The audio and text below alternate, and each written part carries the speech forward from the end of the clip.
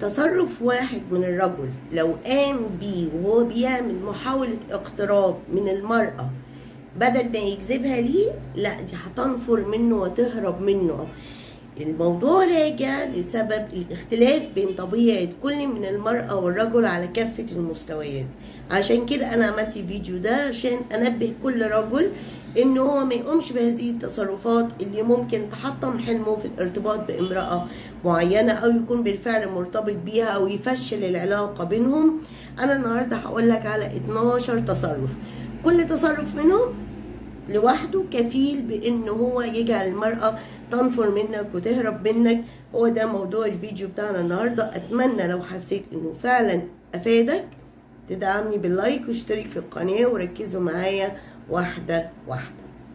التصرف الاول اللي بيندرج تحت كلمة انه انسان خجول، انك تتصرف تصرف بيوضح خجلك. المرأة بتنزعج جدا من الرجل الخجول، لان خجله ده بيخليه يتصرف تصرفات غير مدروسة بتدي انطباع سيء عنه للمرأة. كمان خجله ده بيمنعه، بيبقى ضد طبيعتها الاجتماعية، بيمنعوا ان هم بيخليهم يدخلوا في علاقات اجتماعية جديدة.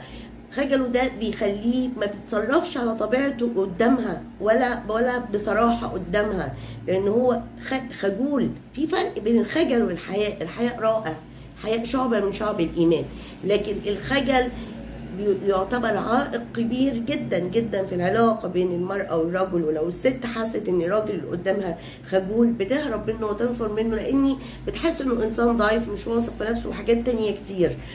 كمان خجله ده بيخليه ما يقدرش يعبر عن مشاعره ولا يفصح عنها. والمرأة بتهتم جدا بالراجل اللي يقدر ان هو يوضح لها مشاعره وتتغذى عليها. امال هي ازاي يعني هتحس ان هي مرتبطة؟ طيب انا عامله لكم فيديو عن موضوع الخجل ده، ازاي تتخلص من خجلك. ارجعوا لموضوعات القناه وتصفحوها، هيساعدك جدا. تمام. نمرة 2، الصمت.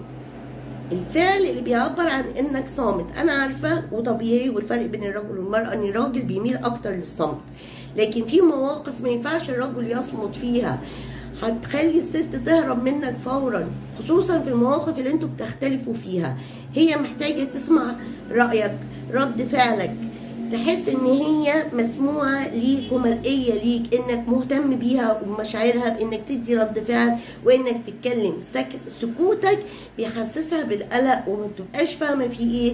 ومن الحاجات اللي بتخلي المراه تكره جدا، خصوصا المراه صرصاره بطبيعتها، فالرجل الصامت زياده عن اللزوم في المواقف الخطا كفيل بانه يخلي المراه تبعد عنه. تمام. نمرة 3، انك تتعامل بجدية زيادة عن اللزوم، خصوصا في المواقف الاولى واللقاءات الاولى بينكم. المرأة بتحب الراجل اللي بتبقى سعيدة وهي موجودة معاه، اللي بيخليها وبيساعدها ان هي تتصرف على طبيعتها وببساطة. للأسف رجالة كتير بتعتقد ان هي لما بتتصرف بجدية شديدة ده بيجذب جدا المرأة ليها. لا، المرأة بتحب الراجل اللي بيكسر حاجز التوتر اللي هي اصلا بتبقى حاسة بيه، بانك تقول حاجة تضحك مثلا، او انك تخليها تضحك انت على حاجة هي قالتها وتحسسها قد ايه جذابة، دمها خفيف، روحها حلوة. وخدوها قاعدة في علم النفس، المرأة اللي الراجل بيقدر يوصلها لحالة من السعادة بيكسب قلبها، بيملك قلبها، بيخليها تسمع كلامه. تمام. فخد بالك، خلي عندك سنس، ميزان، مش كل حاجة جدية، في كل مقام مقال، ولا تحكي على طول، ولا غم على طول ونكد على طول وجدية على طول، ما ينفعش الكلام ده. تمام. فخد بالك واعمل سنس في هذه الصفة. تمام. نمرة 4، انك تتعامل ببرود. بصوا الستات خصوصا في بداية العلاقة، لو هي لسه بتنشأ علاقة بينكم، هي بتعمل لك اختبار صغير، وللأسف في رجالة بتقع في الفخ، عشان كده الست بتهرب. ايه الاختبار؟ ان هي بتقلل الاهتمام بيك وتتعامل معاك ببرود. لو لقيتك، هي عايزه تتاكد من صدق مشاعرك تجاهها، لو لقيتك انت كمان اتعاملت ببرود وما عملتش اي محاوله تانية علشان تحاول انك تجذب اهتمامها بيك، وانك انت يتفتح بينكم حوار وكلام وتعاملت ببرود، فانت وقعت في الفخ. هنا المرأة بتعتقد انك ما بتحملهاش اي مشاعر صادقة او حقيقية، وده بيخليها تبعد عنك وتنفر منك. فخد بالك خصوصا في بداية العلاقة، المرأة محتاجة ان هي تطمن انك شيء، لا يعني عندك تقدر تعمل اي حاجة في الدنيا عشان هي تفضل في حياتك. تمام؟ المراكم دي تعامل بلطف زايد. اللطف شيء رائع جدا وصفة محمودة جدا، لكن انك تتعامل بلطف زايد مع المرأة وانت معتقد ان ده كده هيخليها تقع في حبك وان هي ترضى ان هي تتجوزك، انت غلطان. المرأة بتفكر بشكل اعمق من كده. هي مهم جدا بالنسبة لها انك تكون زوج جيد بتحترمها وبتقدرها، وزيادة معاملتك بلطف زايد وانت معتقد ان ده هيجذبها، لا خالص، ده بينفر المرأة منك. وبصوا، المرأة زي الرجل، ما بتحبش الراجل السهل خالص. تمام؟ فلطفك زيادة عن اللزوم وان هي تضمن وجودك هيخلي هذه المرأة تنفر منك وتحس انك بتحاول انك تسيطر عليها بأي شكل بمحاوطتك بيها ولطفك الزايد. فخد بالك يا جماعة، كل حاجة عايزة ميزان. تمام؟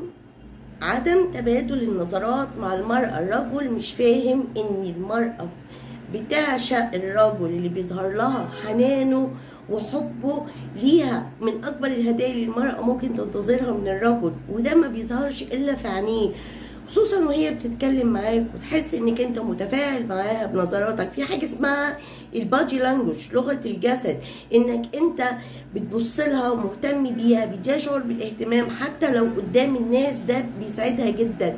لو انت اتصرفت عكس كده بتحس انك مش مهتم بيها، ان هي مهمله بالنسبه لك، ان هي مش مهمه اصلا بالنسبه لك، مشاعرك تجاهها ما بتوصلش. تمام؟ فخد بالك التواصل البصري مهم جدا، وطبعا بين قوسين للمرأة الحلال ليك. تمام؟ لو انت بتحاول تتقرب من امرأة وانت مش مهتم بمظهرك، اعرف ان الموضوع هنا خلص كده. المرأة بتهتم جدا بالتفاصيل وبتعشق الرجل الأنيق، الرجل اللي قادر ان هو يعتني اعتناء شديد بمظهره، وده بيديها انطباعات كتير جدا، وانا شرحها ده بالتفصيل في فيديوهات تعلمك ازاي تعمل ده. من اول ازاي انت بتختار قصة شعرك اللي تليق عليك، ازاي تلبس اللبس المناسب في الوقت المناسب، ازاي تلبس اللبس اللي يداري دوفيهات جسمك، وده ملوش علاقة بكام، ليه علاقة بانك ازاي. وعلم نفسك لو انت مش عارف، اسمع فيديوهاتي في القصة دي انا وغيري. الأناقة مهمة جدا جدا بالنسبة للمرأة. المرأة بتعشق الرجل الأنيق اللي عنده نظافة شخصية، المهتم بتفاصيل من أول سنانك وجزمتك المتلمعة، قميصك المكوي، ده مهم جدا. اعرف انك انت لو رايح تقابل واحدة وانت سايب لي دقنك وشعرك معرفش منكوش وريحتك عرق، خلص الموضوع. ده تصرف كفيل بان هي تهرب منك. خص برضو النقطة دي انك مهتم برشاقة جسمك، مش متهدل، جسمك مش شبه جسمها، انتوا الاتنين ما شاء الله. للراجل في فرق بين جسم الراجل والست بان هو فيه مظاهر رجولة، في نوع من الخشونة. مش لازم تعملي عضلات قد كده، لكن لازم تكون عندك رشاقة. روح الجيم، اعمل رياضة، حتى لو عملت رياضة مشي يكون جسمك بيتسم بشيء من القوة والخشونة. كل دي طبعا امور بتجذب المرأة جدا للراجل، وعكسها بينفرها منه. تمام؟ انك ما بتسمعهاش كويس، لا تنصت ليها. بالفطرة المرأة صرصارة، والراجل اللي اعتاد على الصمت ويظهر ان هو منزعج من كلامها او يطلب منها ان هي تسكت او ما بيهتمش وهي بتتكلم، من الامور اللي بتنفر المرأة جدا. لو انت مزاجك مش رايق، مش قادر تستقبل حديث، ممكن تطلب منها بلطف شديد تأجيل الحوار لوقت تاني، لكن لازم وانت بتسمعها. هي طبيعتها كده، المرأة بتحب الكلام، صرصارة. تمام؟ بتحب تتكلم. الراجل ما عندوش خلق، لكن عشان تقدر تكسب المرأة لازم تحسسها انك عندك القدرة انك تسمعها باهتمام شديد، ومش استماع سلبي، مش بسماع وخلاص، ولا مشغول بتليفونك ولا بتعمل اي حاجة تانية. لا، ده انت سامعها بكافة حواسك ومتفاعل معاها واكتف جدا معاها، لكن عكس ده بيهرب الست منك. تمام؟ التحدث بقى عن الجنس كتير، وخصوصا في فترة الخطوبة وفترة التعارف، دي شيء منفر جدا للمرأة، ان هي تحس ان الراجل كل تفكيره متركز على النقطة دي بس. هذا النوع من التعامل اللي هو العلاقة الحميمة او اي اشارات جنسية، وان هو لا يكترث لا بشخصيتها ولا باهتماماتها ولا بقدراتها، هو بص لها كده. طب لو هي اوريدي مراتك، انت ما تنتظرش ان علاقتكم الجنسيه تكون بنفس القوه وبنفس الوتيره وبنفس الشغف اللي كان موجود في بدايه العلاقه، لان طبيعي في انجاب اطفال، في اعباء بيت، في اعباء حياه. فما تحسساش ان حبك ليها مرهون بالعلاقه الحميمه. ما تتكلمش في الموضوع ده باستمرار. حاول انك تستدرجها لهذا الاحساس والرغبه فيك بدون انك تكون بتتكلم فيه بشكل يعني يحسسها بان حبك ليها مرهون بهذا الامر. اعرف انك لو انت جاي تتعرف على امراه، هتدخل على طول تفتش في الفيسبوك بتاعك وتشوف الاصدقاء اللي عندك، ولو لقيت عندك ستات كتير جدا وخصوصا زميلات العمل بقى اي ست، ده معناه انك انت مهتم بستات تانية في حياتك، انك عارف تفاصيل حياتهم من خلال الفيسبوك بتاعهم وموقع التواصل بتاعهم. فده بيضايق جدا الست، لان الست بطبيعتها غيوره جدا جدا، تمام، وبتبقى مخلصه قوي للراجل اللي هي خلاص سكن قلبها وهي عايزاه.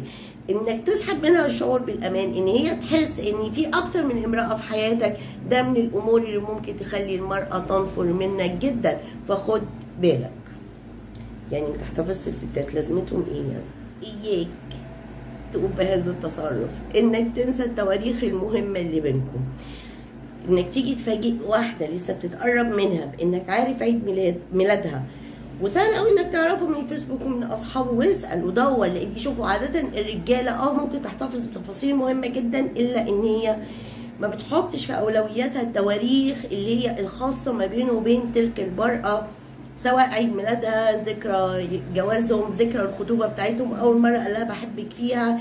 المراه لما بتلاقي الراجل مش حاطط ده من ضمن اولوياته ومش في دماغه اصلا، ولا فاكره ولا مهتم، ولا قدم هديه مثلا مهما كانت بسيطه في هذا الامر، يعني انت مش مهتم، وده بيثير غضب المراه منك، تعتبرك انسان بارد مش مهتم بيها، بتهملها، وده بيخليها تنفر منك، لان المراه بتهتم جدا جدا بالتفاصيل اللي تخص تواريخ المناسبات المختلفه.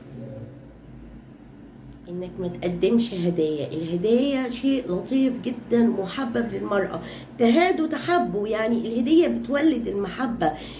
الشاطر بقى واللماح ان هو يفكر في الهديه اللي بتمس المراه، حاجه هي محتاجاها، هي حاجه بتحبها جدا، حاجه لمحت ليها ان هي نفسها فيها، وخصوصا لو ضغطت على اوتار معينه، انك اخترت هديه بتمس امر معين، مثلا وهي صغيره كان نفسها تتعلم ان هي اي حاجه تعزف على الجيتار مثلا، وتفاجئت بيك انك انت جايب لها جيتار، او اوريدي عندها جيتار بس ما اتعلمتش عليه، انك خليتها تشترك في دوره ان هي تتعلم الجيتار، انك انت بتمس امر نفسي جواها، مش لازم هديه باهظه. الهديه في حد ذاتها معناها انك اهتميت وفكرت. اهمالك للنقطه دي بتحسسها انك جلف، يعني انسان ما عندكش ذوق، وممكن تقول عليك بخيل وانك غير مهتم وحاجات تانيه كتير. انا كده خلصت الفيديو بتاعي. باكد عليك ان كل تصرف من دول لوحده كفيل بانهاء العلاقه، فتجنب ده. اتمنى لو انت فعلا استفدت من الفيديو ده، عمي باللايك، اشترك في القناه، انا بحبكم قوي.